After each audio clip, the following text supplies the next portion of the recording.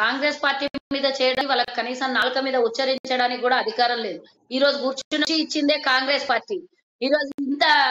ఈ రోజు నాగార్జున నగర్ నుంచి కోయిలకు ఇక చెప్పొద్దు, ఒక 100 ప్రాజెక్టులు కాంగ్రెస్ నిర్మించింది. అవినీతి చేసింటే మీకు మిగులు బడ్జెట్ ఎట్లా ఇస్తుండేనండి?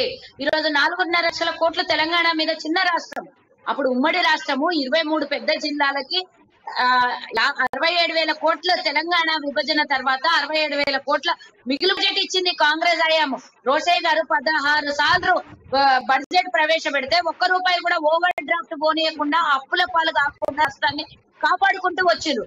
కాంగ్రెస్ పార్టీ అవినీతి అనంటే ఎవరు కూడా ఒప్పుకోరు. ఊరికే ఏదో వాళ్ళకి ఎజెండా లేకుండా, వాళ్ళకి ఇంకా సబ్జెక్ట్ లేదు కాబట్టి కాంగ్రెస్ అవినీతి అంటారు. కాంగ్రెస్ అవినీతి చేస్తే రాష్ట్రాల్లో లక్షల కోట్ల అప్పు అవుతుండే.